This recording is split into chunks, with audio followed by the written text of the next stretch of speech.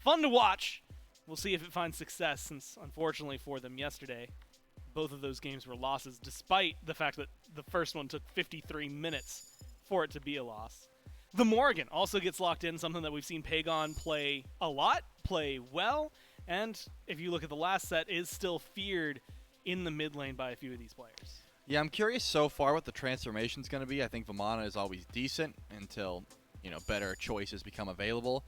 Maybe even Martikaros. It's a good sort of get-out-of-jail-free card by going up into the sky, but also provides an easy way to proc Dark Omen, and you can dive tower effectively. You would think, though, if you are Pagon taking this pick, you want something a little bit better. You want Panatom to give you an easy transformation to go to, and because that Leviathan said, all right, we're taking away Susanoo immediately. We do not want to deal with two of those. And also the Bakasura, which, if you're scratching your head why that's banned away, you probably haven't seen Panatom's last couple games because it was just rude. It's a bloodbath. It was rude what he was doing on this Baka camped pick. Scream in base. You didn't have to drop him by name. No, I had to. you could have just said he camped in base, and that would have been enough, but it's true. And double Circuit is also disgusting. That opens up the doors for all this CC that is already here for the Oni Warriors.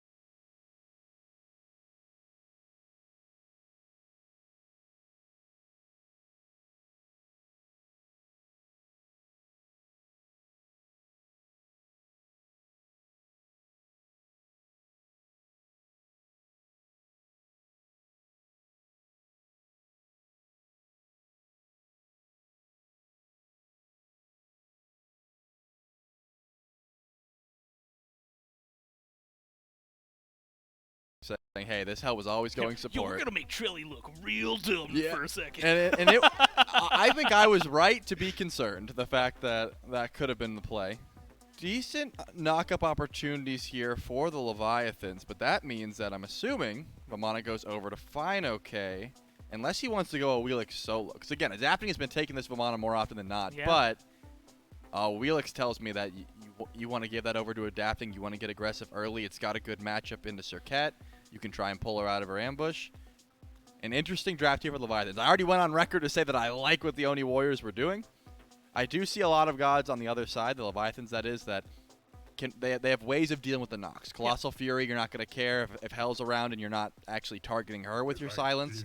You've got the cleanse, but still could be annoying if they get all these beads burning with the heavy CC composition the Oni Warriors have. Now, we've seen this a few times. Sot loves this. Picking up a Hunter, taking it into the solo lane. Yep. He did it a lot last year with Chernabog.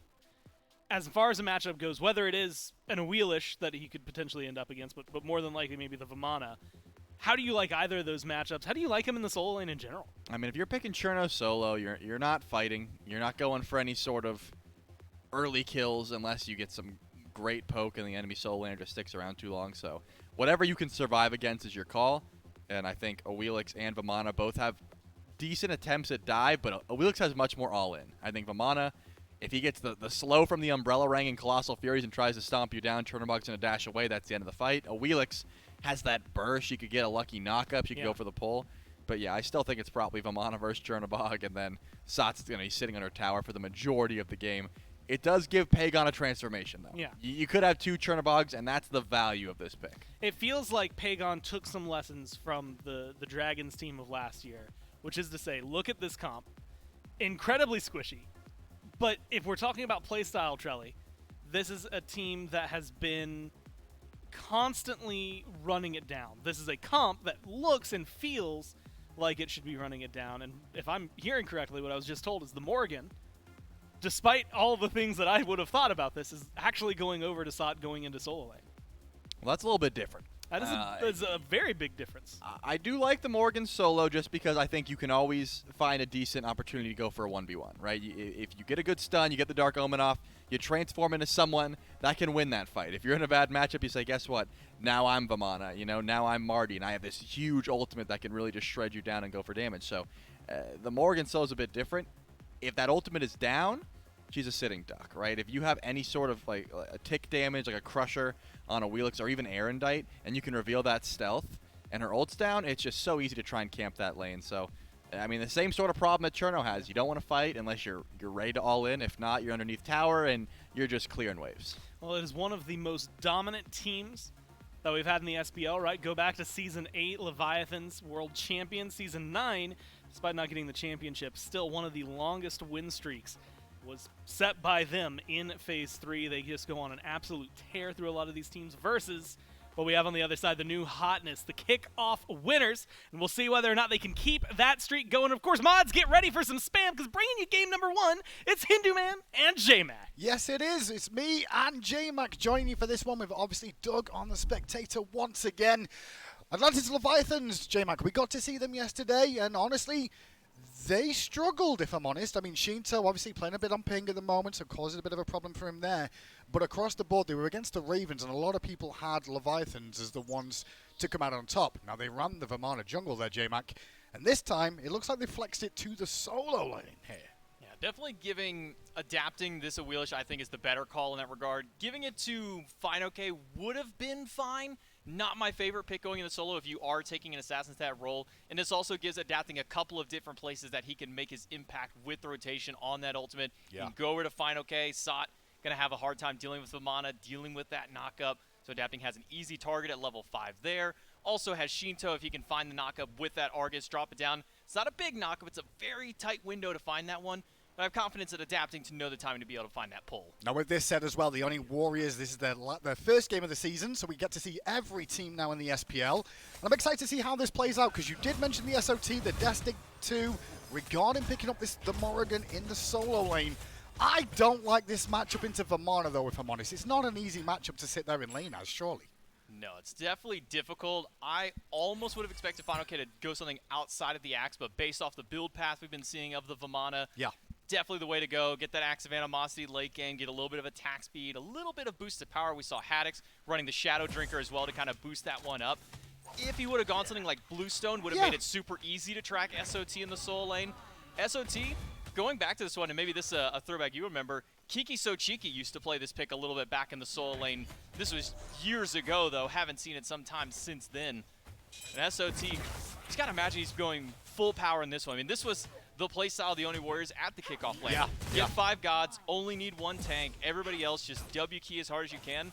No better god to do that than the Morrigan once at level 5 hits. Well, there's an early rotation coming out from adapting towards his solo lane already, looking towards SOT. SOT is staring rather than adapting there, knows his presence is around, and very good awareness from SOT to know there's a potential rotation. But speaking of that, look in the jungle right now. Panitom could be hunting for adapting. He'll find the kiss, bit of damage out. No crit available yet for Panitom as adapting takes this trade. Rotations coming in from the solo laners now as adapting tries to continue chasing to Panitom in the jungle, who blinks on in.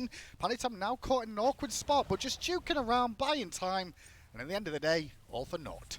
Adapting just missing out on 1 extra auto to get that Feather Step, a fairly low cooldown on that ability, and has a lot of power even at rank 3 if that's what you're putting all your investment to. But now knowing that adapting has jumped on Suku, only has a single point there.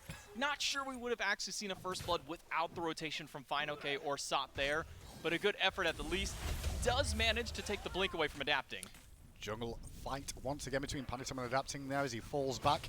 I will say, as we look at the compositions and going back to what you were saying about the Oni Warriors here, J-Mac, yeah, they do seem to be like almost a ranked style of play, and that's kind of the composition they've got for us here. But it does make it a bit of a Christmas present for the jungler, in my opinion, just because as the jungler, you can go, well, I can go to any one of these lanes and probably find kills. I think that's the idea of the Oni Warriors, is to be able to find a win condition in any given lane, and that was something that we talked a lot about this Oni Warriors team whenever we were discussing them in kind of in their early stages as we were going through their playstyle. It's we're going to draft 4 to 5 gods that any single one of them can be a hard carry for the team. Sot, if he wants to try and find some pressure through this Morrigan, can do so. Panatom, if he wants to be the pop-off, especially with the crit now added to Serket's kit, we've been seeing a lot more crit builds going that way. So with the Oni Warriors, they're giving themselves options more than anything else. Definitely that crit buff for Serket on her ultimate seems to have just brought her back into the meta once again. But I guess more importantly, you know, people are frustrated with Serket being the way she is. I will say at least she's in the jungle now and not in the support role anymore, you know, so she's not going for this tanky build. She is investing in that damage and becoming the true assassin we know she can be. We've been seeing a little bit of the hybrid build in there, maybe a single defense item. I mean, but every assassin does that anyway, though. Just about, but definitely a good option with Serket. You do get some damage mitigation with the ultimate whenever you're standing on top of that target, but now adding that crit does feel like we are going back to the old school style of Serket play. I think back to the old days of Lassus sitting in the middle of 2 people next to a mid camp, finding a triple kill because poison dot spreads, you got a Cobra's Kiss Deathbane into the middle of 2-3 people.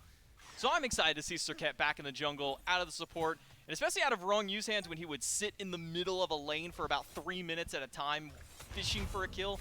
Now a little bit more activism on the map for Panatom. Well, with Season 10 as well, we've seen a bit more farm in the jungle and a bit more neutral farm, I would say, too. At the moment, adapting for the Leviathans has been sticking to this right-hand side, keeping the pressure rolling there, and getting those mid-harpies all importantly. Meanwhile, we have seen Pagon getting control of this middle area at least, and looking for those left-hand side to try and keep this game relatively even in terms of gold and experience. However, slight lead for Oni Warriors at the moment is adapting, spending so much time on this right-hand side, hasn't really found too much. There isn't nearly as much that's worthwhile for adapting to get on this side besides the kill onto SOT, which is what he's aiming for now. And he blinks on in, finds a route, but a beat is good from SOT. He'll transform in, and straight away Pagon's there to back him up. Fine, okay, falls for first blood, and Leviathans are running for their lives, or specifically adapting. Panatom in the jungle, though, he might wrap around the back of this tier 1. Or he'll be cheeky enough to go, you know what, is there any farm up here?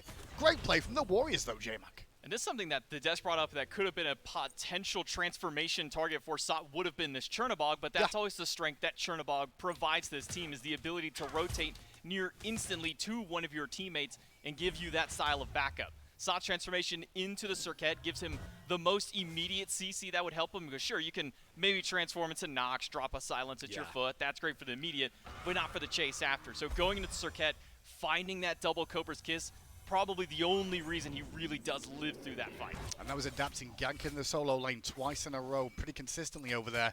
Fine, okay, did back him up, but it just didn't pay off, and now Oni Warriors find themselves with a bit of momentum here.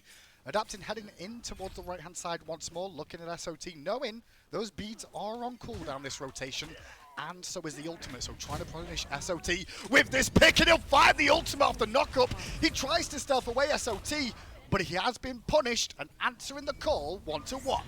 This is something that we don't often see from the junglers, is you make a rotation towards one lane, you get their beads, and 9 times out of 10 we see them never come back to that lane for 2, 3, 4 minutes. Adapting realizes, man, my cooldown on ultimate is very short, I can do this again. Under a bit of pressure here, but has backer with Netroid using that ultimate to give some extra CC, reduce the damage to his support. The buff was invaded there on towards Leviathans, but I do believe the Warriors did pick that one up on the tail end. So invade successful at the cost of an ultimate. All square so far in this one between the two, and the lane pressure in the dual lane starting to, it feels, lean in favor of the Warriors for now. I do feel Marty Chorus takes a little bit of time to really hit his stride in this laning phase. Typically, once you get to that second item online, there's been a little bit of question as to what it goes. Typically, either the Transcendence into Bloodforge is the call, but Oni Warriors with their pressure, they start the Fury and they melt it. Well, they're cutting Leviathans with their pants down at the moment, and Warriors will secure. Zapman used his ultimate, trying to find something, and now they're trying to punish at least and find a kill in return for that Gold Fury being stripped away. Rongyu chasing in with his team in backup, and Zap on the way in the jungle. Oh, look at Panatom. He's found a bit of Shinto here, but he's going to be careful because the backup of adapting was right around the corner. Jungle invaded, and honestly, it's not much that the Leviathans find after Warriors get the Gold Fury. Warriors definitely making sure to keep eyes on Leviathans, knowing how much time adapting spent to the right. They make pressure to the left. And now with the Chernobyls coming on in, it's Zapman under pressure, beads early, and still Zapman trying to get away, won't be able to from Pagon. Now adapting, pulled into the wall by Panatom, and the ultimate there has to leap away. And Warriors find a kill off the back of the Gold Fury, off the back of Leviathans, trying to find an answer to it. Once that ultimate is down for Zapman, he is so much easier of a target to grab on the Marty. That grass is great, but it's only going to provide you movement speed, not a way to get away from some of these very mobile gods on the side of the Oni Warrior. Panatom, a great selection to try and chase him down, or Jake even to try and lock him down with that silent Shadow Lock combination. Love the pressure that the Oni Warriors are putting across the map, recognizing, okay, Sot, you're not having a great time in right. We're going to try and force some pressure on left, try and help you out a little bit there. More than anything, keep adapting out of that lane, because I have a feeling if that gank on left didn't start out, that fight didn't break out, Adapting's cooldown would have had a little bit more time to grab SOT before those beads came back up. You can see now FineOK, because of all that fighting on the left-hand side that went in on a Warrior's favor, at least FineOK gets a bit of a lead in this lane now, probably about a level and a half to 2 levels for him there at the moment. Has the Golden Blade online, and now a bit more magical defense will help him out in the laning phase. We are waiting for that Vermana to go critical mass eventually this game. Ultimate by Zapman. And beads down for 90 seconds, another target. If Panatom and Jake can find maybe some kind of combination with each other, Wrong You recognizing Zapman may be in danger, goes over. The hell on that cleanse will be nice, but Wrong You's going to have to make his rotation over now if he wants to keep Zapman alive, because Zapman's still stepping up. Oh no, he has this up. A good cleanse though coming out from Wrong You to try and prevent the CC that wasn't even there. Follow-up damage from Netroid off the mark with the ultimate. Now Panatom slips away. Awesome Jake on the front line, zoning duties to slow down the aggression from Leviathans, who are now chasing him with adapting. In he goes, and Panatom pulls him straight into the team. The damage is too much, but round the back comes Shinto. Drops down Argus, looking for Netroid, who runs for the tier 1 tower. And Shinto gets collapsed on by the rest of the Warriors. SOT just zones away Wrong You and Zapman from the fray. And that's 2 deaths for Leviathans once more. Shinto wraps around to try and bail out Adapting, which was in a really bad spot. I like the collapse to Panatom. He was the one standing furthest out from his team to try and stop that one through. But what happens is when Shinto comes around the top side, the Leviathans say, hey, we're done. We've done everything we can. Shinto doesn't get the memo, and the Warriors on their side of the map decide, okay, well, now there's just a Hera here. We can kill Shinto because he's the only threat standing by. The Leviathans end up having to cut their losses. They lose both Adapting and Shinto, and that's giving so much over to the Warriors because SOT still has this time, a little bit behind, but has been able to free farm on this side. And oddly enough, even Netroid has rotated over to get a bit of farm as well. Yeah, if there's one thing that's catching Leviathans out, though, is this Chernobog, in my opinion, or the ability to move around the map and change the numbers game immediately. I feel Leviathans are definitely seeing 3v2s quickly become 4v3s, where they're not in a position to be able to take on the fight. And because of that, back to the solo lane we go. SOT still just hitting level 10, 2 levels down on FineOK. And this game from Leviathan's point of view will hold that. Wrong You in mid could be under pressure again. He's bursted pretty quickly there. Adapting does get a kill on solo lane. SoloOrTroll, it goes down, but Wrong You in mid is buying as much time as he can, and he's still alive. Shinto drops Argus for defense. Adapting now rotating around the back. Finds the knock up on Panatom, but no further follow-up there. Adapting using his ult on the right side of the map takes out SOT during all of that rotation, but getting a couple of critical things down. Adapting's blink and FineOK's blink both used at the same time on the right side. Means there's no real engagement, no real follow-up on that chase afterwards. But Shinto trying to play bailout for Wrong You. You saw immediately after dropping Argus on the 2 frontliners, turned his way over towards Panatom, saw that Panatom was still trying to find that option to Wrong You, throws that polymorph at Wrong You's feet to make sure that Panatom can't continue the chase. That's what you're looking for with Leviathans, though. You have Adapting gank in a different lane when there's pressure elsewhere, and you also survive the gank, which is the most important thing. So Leviathans do tread water for the time being. The next Gold Fury has spawned, or should I say Primal Fury here. And you can see Wrong You trying to hang around this area, contest these left-hand Harpies, but more importantly, keep vision on this Fury. Their pressure at the moment and the fact that Shinto's back in could be an awkward spot for Wrong You to be in. He's CC chained to death and will end up falling down here, and this will open the window for this Primal Fury. Hell is not very tanky without at least 2 to 3 items to stack that one up, so an easy pick for the Warriors sets them up for the Primal Fury. They should be able to take that one with no contest. And this is the benefit of having not just double Hunter, but double traditional Hunter compared to Zapman going this more ability style. True. Is with both of them could go towards crit. Netroid hasn't done so. But you're able to take out these objectives so much faster than if you have this ability-style Marty on the opposite side. And you can see the Warriors trying to abuse that right now. Rotating straight to this Pyromancer after the Fury 2. extend their gold a little bit more and get a Runic Bomb. How do you feel about the Runic Bomb, J-Mac? Is it making much of an impact in these games? So far this weekend, we haven't seen too much of the Runic Bomb utilization. We haven't really seen it be the objective steal or the real necessity to take out these Phoenixes and these towers. But I think it's a nice addition. It's kind of almost a throwback to the old Hand of the Gods way back in the old seasons, where it's almost kind of that 10% execute style on objectives, but being able to use on these structures has made the sieging a little bit easier, especially with the fact that now Fire Giant buff only lasts 3 minutes compared to 4. Fire Giant comes up more often, but getting those Runic Bombs in pockets gives a lot of value towards that objective when it used to just be, well, they got gold, I guess we'll just get a little bit of gold ourselves by getting Pyro. Now it's some value there, adds a little bit of extra complexity to these sieges. Well, as we look through items a little bit more here as well, both the Leviathans players with Transcendence have nearly finished stacking that up now. Adapting nearly has that online, and realistically, the fact that we've got Bloodforged and more completed items that don't take a while to get online is probably one of the reasons Warriors are finding a better time of this in this early game. Now that Transcendence is online for Zap, he'll start to swing a little bit harder up against Netroid with that Bloodforged. Same can be said for adapting with the Transcendence up against the Jotuns.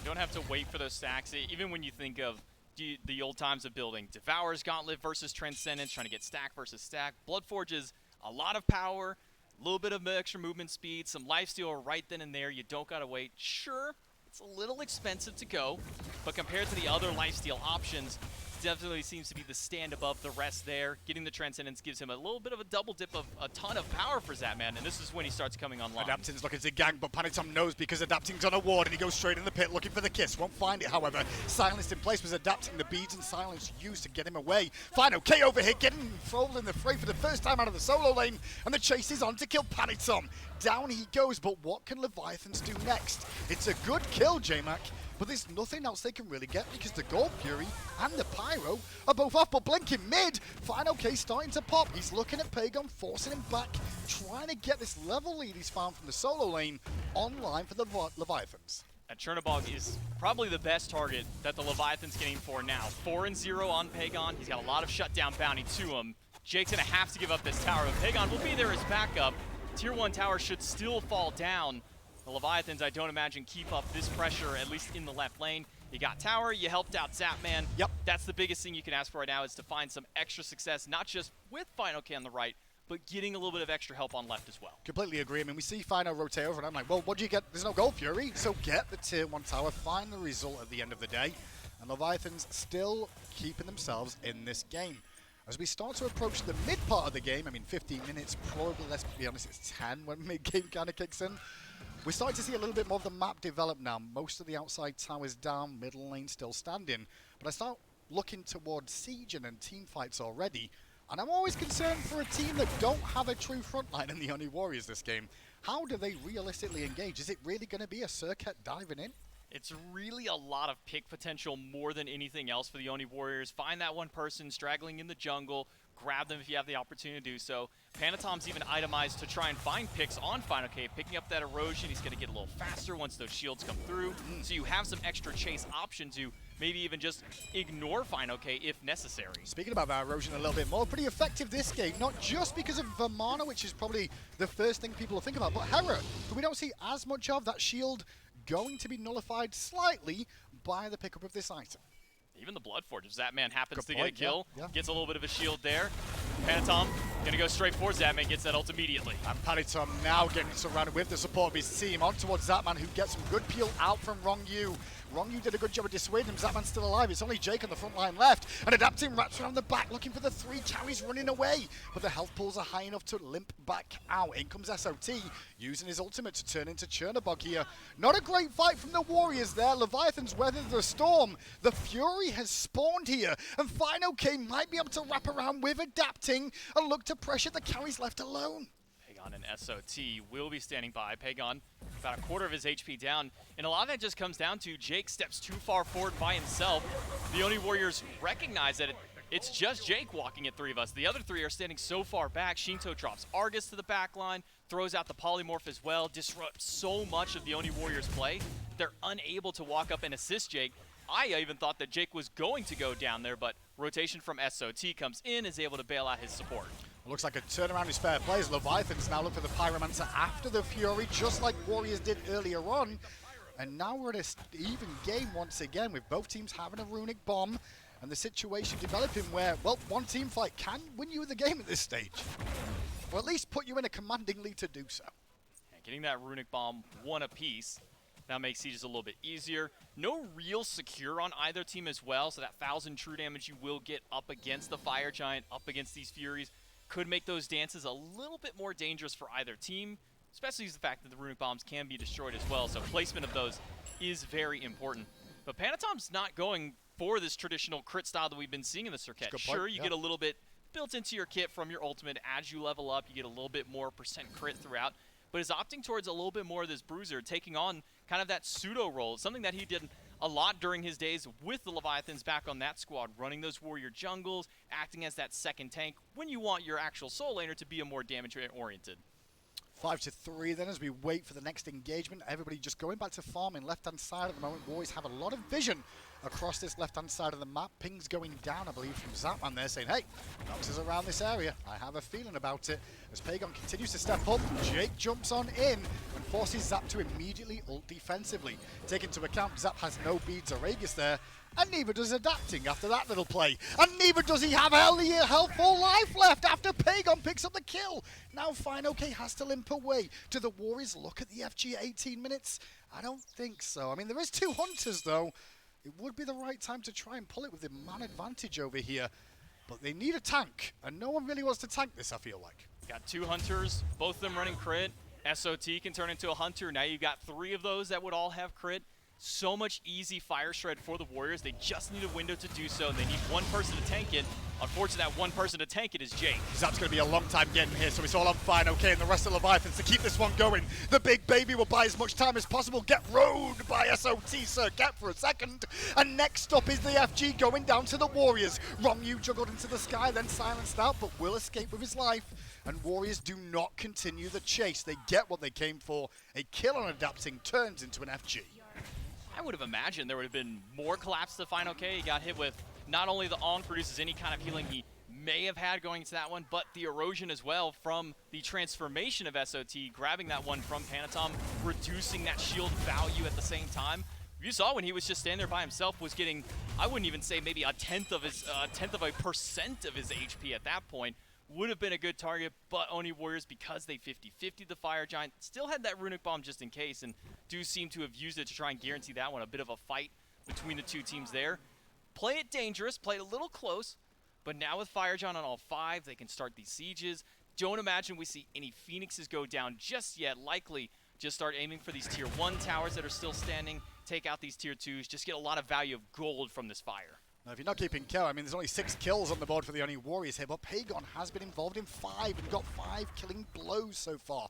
This Chernobog mid lane has made an impact on these rotations. He's had good decision-making, J-Mag, more than anything, on when to rotate to these fights. And that's really the value that you get from that Chernobog. It's something that Des brought up, something we talked about at the very beginning of the game, is having that Chernobog can always turn an unfavorable fight to at least even out or make it much more favorable for your team there. SOT being able to also turn into Chernobog. You said 3v3 could turn into 4v3. Well, now it can turn into a 5-man rotation from the Warriors. But it also just gives them so much siege pressure. It gives them pressure across the map for, let's say the Oni Warriors are trying to bait around the Fire Giant. They can send Pagon off to the left side. They can send SOT off to the left side. Transform to that Chernobog if he needs to for SOT, get to the fight right away. Or for Pagon, split push and join the map right away after. Well, Warriors after the FG do get a tier 1 tower in mid lane with a bit of split pushing from Panitom there. But Leviathans feel confident to be able to defend tier 2 towers. You saw them group up on that left-hand tower there. And Warriors didn't feel good about it. You can tell the issue with their sieging is going to be a problem on trying to siege the base. In a weird way, they would rather take split fights than 1v1s. I mean, unless you're Panitom, I guess, looking at Fine OK there. But you definitely want to try and split this map apart, make sure you can get an isolated target, and use those Chernobog ults to your advantage. The Oni Warriors have great Phoenix Tower objective kill. Yes. They have 2 Hunters, possibly, again, 3 if SOT transforms in as well. But as you were mentioning, and as the build is progressing through, not really somebody to sit there and soak up these Phoenix shots, soak up these towers. It's really only Jake. And when you want your Nox to be the one finding those silences, finding the roots to lock down for your carry, You want him to be a little bit more towards the backside, maybe keep Final K at bay as well. So it's kind of a bounce between Jake and Panatom, who goes in, who starts a fight. You want to be able to get those beads from Jake, or I should say Jake wants to be able to get those beads so that way Panatom has an easy time, but isn't the easiest thing for either to do. Pagan under a bit of pressure here. Has his ultimate, uses his Aegis early, then his beads, then jumps in the wall. Still boxing away, hoping for a reinforcements, and he gets some. I do see round the back coming SOT, looking at Shinto of all people, who's getting whittled down. Pagan's still safe as the rest of Leviathans turn round to look at SOT, who Aegis is late, but it buys him enough time for Panitum to come in, find a kiss, find the ultimate, and destroy two. Rongu now surrounded by 3 members of the Oni Warriors, and in the jungle, Netro just marching on in. Beautiful play, and that was a bait, in my opinion, from the Warriors. Pagan knew they were all there. Pagan knew that he was buying time for his team to rotate in. And what happens after that? He lives, and now they march on for a Phoenix, or maybe even Zapman. Pagan stared them, stood his ground. Zapman and Final K, the only 2 left to defend, and Final K's doing a lot of damage. This is what you need out from the Vermont, and now he's online, level 20. Beating down these carries who don't have much to stand against him. Jake in the jungle losing a try against that, but Final been abandoned now, and unfortunately didn't do well at the tail end of that. Netro tanking means Panitum will live. 4 members of the Warriors still standing, but the main thing is the towers are still alive. FG, realistically, only got a Gold Fury and a tier 1 tower mid.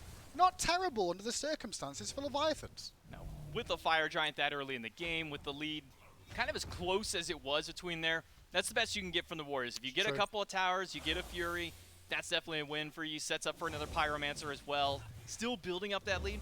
But all of that, again, starts with Pagan baiting the Leviathans to the left side. He stares at 3 of them. Not only knows, he's watching them walk up to him, buys so much time, sits in the wall as long as he can, immediately channels the ultimate as soon as the dash comes up, and it buys time for the rest of the team to come in. Now, because the Oni Warriors have staggered those cooldowns, those respawns of the Leviathans, it gives them this time to get it for the Fire Giant and start up for that siege. Problem is, again, they don't really have the best sieging capabilities as far as somebody to hold that tower aggro, take that damage for the team. Leviathans have also decent clear. While Hera not the best at clearing, still a much more traditional mage than something like a Hunter to try and keep out. And Zapman on this Marti Cross has great range to that acid rain. Trying to defend here, Leviathans a little bit late to the party to defend this tier 2 though. Jake knocked to half health by tanking for so long. This tower is on its last leg, so all a bit of poke from 1 or 2 of these hunters will be enough. Keep an eye on Panitum though, wrapping around the back, looking for a prime target. Who's it gonna be? He misses with the kisses, and Panitum limps back away, but the damage of the tier 2 is done, and Warriors head back to the jungle. Didn't imagine the Warriors want to stick around too long there. 3 players with no purification beads for at minimum 10 seconds, longest one being 60 going into that siege. Getting tier 2 tower right after fire gives an opportunity to go back, spend up some of that gold. SOT, now with the Polynomicon online, makes the sieges that much easier. You get Runic Bomb plus double Hunter plus a Mori Poly Auto. Makes for pretty easy work on these Phoenixes. Now they've shown that they have the ability to step back. Panatom even diving so far to the backline to try and find those kisses means that there's space creation for the Oni Warriors, and that's the key that they need. Leviathan's looking to take a fight this Fury here by how many are grouped up. Good wall coverage around, but it looks like Warriors did slip into the pit at least before the Leviathans could find a target. 2 members though do take the Pyromancer for the Oni Warriors on the right hand side and could offer the option once again. And don't forget this Chernobog could always split push mid. You've got SOT now heading down the right hand side too. Warriors are playing their advantage of mobility around the map.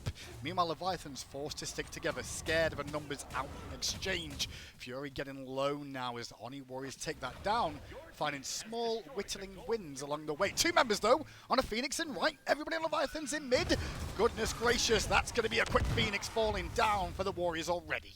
And that's the power that you have for a Hunter with such mobility in Pagan, with Poly from SOT, and with those Runic Bombs as well. Oni Warriors make quick work of the Phoenix, and maybe finding even more. And Tapting's probably going down here. Yeah, even with the dot damage, it could be enough for the poison to kill him, but he will get as much damage out as possible. The damage did spread to Fine OK, who's just trying to beat down these carries and force them away.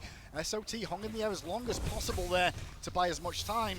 And Leviathan's group is 4 on the right-hand side, which is down, opening the door for the Warriors to get mid and march down mid lane for a Phoenix. It's just a game of distractions for the Warriors. Pagan distracts 3 on left to set up for his team to rotate in.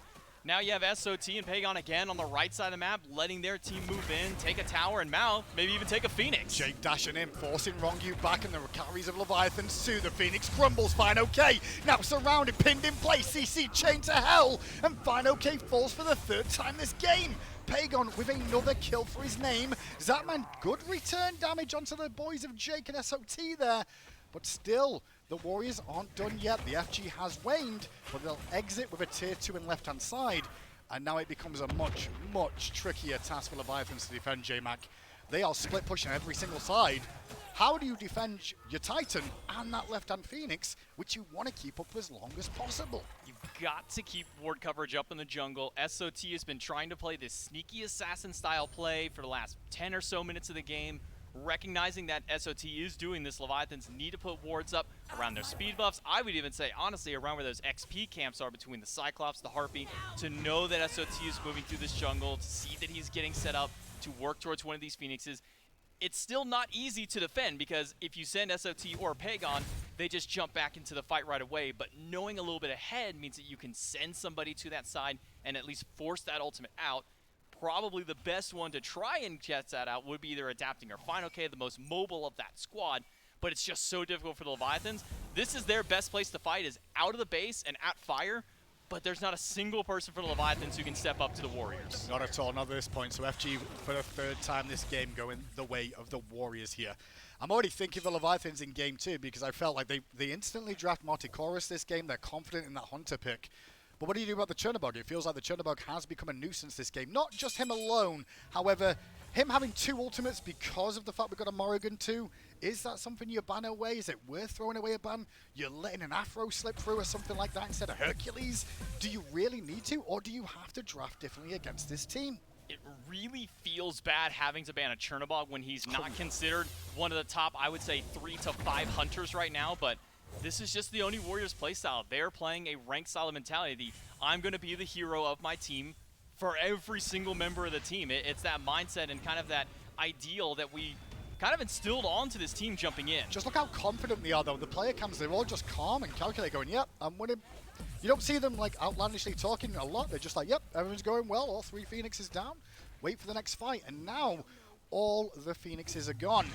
What do the Leviathans do? 5 on 5 in the base, maybe the best option for them because they force the Warriors to channel into them at least. Shinto knocked to half, Jake jumping on him once again, forcing Zap into the sky. Focuses on Netroid from Fine OK and Zapman. Zapman gets all in by Panitom as they do get the kill on Netroid. They need the other carrying Pagon though, these double hunters causing problems. All the while the minions will whittle down the Titan at least. Warriors are forced back for now. Just such awkward target selection for the Warriors. SOT still playing the assassin, finds Shinto and nearly takes him out. He Does at the end. And with that, it could just be the game for the only Warriors here as SOT falls back. The Titan's still at half health. 4 members of Leviathans are pushing them back out. Warriors don't like the fight here. Rongu getting in the mix, trying to reduce the damage they can do as Fine OK frontlines as long as he can. But Ruin in place, followed by an additional Ruin and the silence is enough to bring him down once more. And the right-hand Phoenix spawns, but for how long? Zapman will fall down, adapting limps away, and they will clean up as many kills as possible here. The Warriors are having fun at Leviathan's expense, and it's back to the drawing board for Leviathans here for game 2, as the Warriors stay undefeated since their inception, technically. So far, immediately I'm seeing that Jake has become a problem on this Nox. It's something that he was running in Season 9 as much as he could, now running it again here in Season 10. While that wasn't the only problem on the team, and those late